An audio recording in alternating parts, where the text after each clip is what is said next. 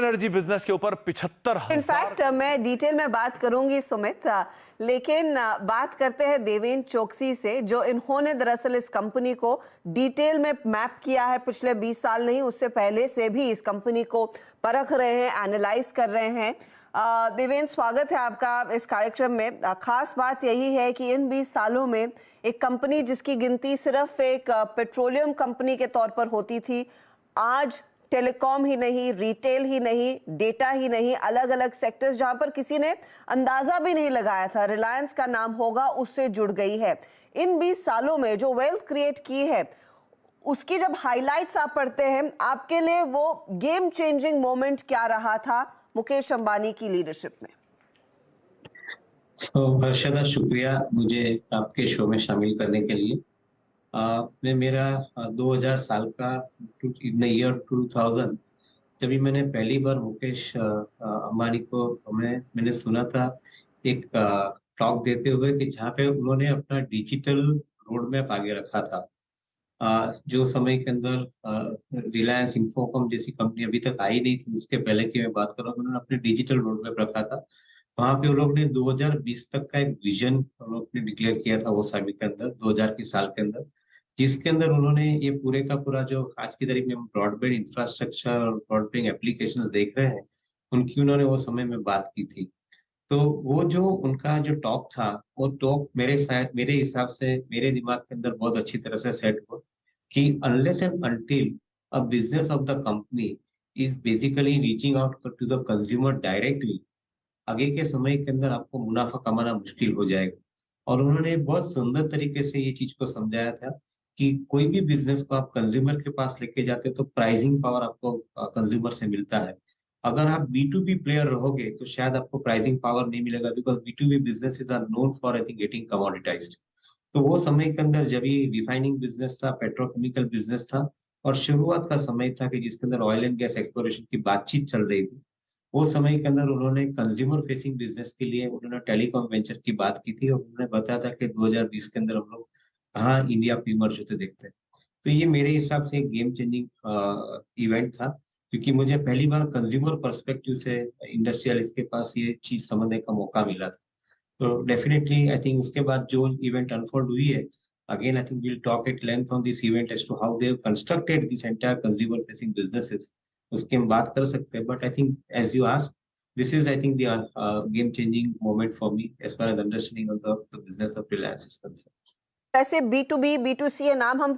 हाल ही में बोलने लगे हैं और लोगों की समझ में आने लगा है, लेकिन एक core B to B player जो रिलायंस इंडस्ट्रीज था, उसे सीधे कंज्यूमर तक जोड़ा और उसी दिशा में दरअसल मुकेश अंबानी ने अपने कदम रखना शुरू कर दिए थे। और पिछले 2 दशकों में उसका अब फल दरअसल निवेशकों के सामने, आपके हमारे सामने आता हुआ दिखाई दे रहा है। ये जो कंज्यूमर स्टोरी पर अग्रेसिवली कंपनी ने एक्सपैंड किया है,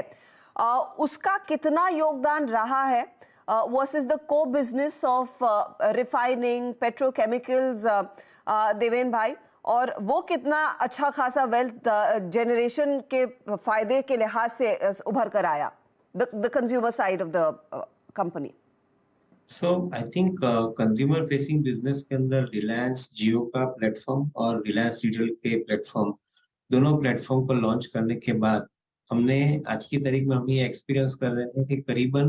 1,30,000 करोड़ का ये साल का जो इबिटा आएगा, उसमें से करीबन almost equal percentage of profit will come from the consumer facing business, which means कि ये जो पूरे का पूरा जो दौर बना है, जिसके अंदर I think higher amount of profit growth has started coming in, उसके अंदर I think consumer facing business is contributing significantly larger, and as much as I think the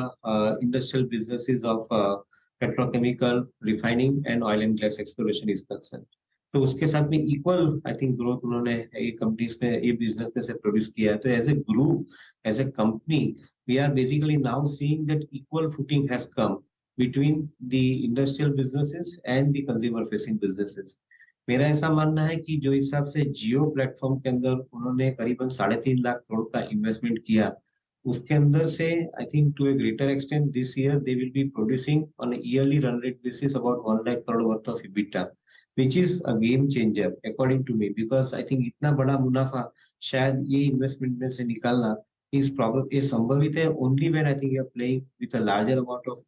consumer perspective in mind. And I think Reliance Jio at this point of time is not only a mobility company. According to me, it's I think a pure play technology company. कि जहाँ पे करीबन 14-15 technology blocks आज की तारीख के अंदर deploy किए गए हैं and around 7 to 8 business verticals को वो लोग वहाँ पे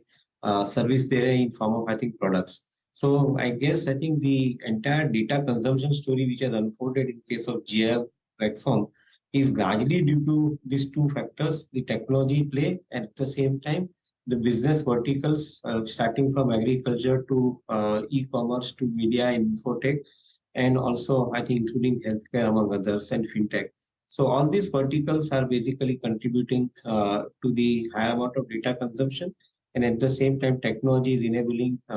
most of the players to come onto that particular platform. So this is a game changer. दूसरी तरफ देखें तो जो रिलायंस रिटेल का जो कारोबार है वो कारोबार के अंदर उन्होंने ऑन द ग्राउंड करीबन 15,000 स्टोर सेटअप किए हैं. उसके साथ में I think they are using Jio platform to create the virtual presence in case of retail market, and that is basically leading them to an annualized revenue rate of around 2,65,70,000 crore in this year. So from that perspective too, I guess I think they have captured the larger part of the retail market. एक बहुत सुंदर चीज हमने इस चीज के अंदर journey में ऑब्जर्व की है कि Reliance has never been a leader in any of the businesses I think which they have built. They have actually I think successfully built those businesses after those businesses got established in the world market. उन्होंने best of the learnings acquire करके ये businesses को उन्होंने अच्छी तरह से implement किया और बड़ी स्केल बनाई. तो when it comes to size, when it comes to scale, when it comes to larger profits and when it comes to ambition, I think हम रिलायंस को हमेशा एक नजर से आगे देखते हैं ये सब चेंजेस लाने के साथ.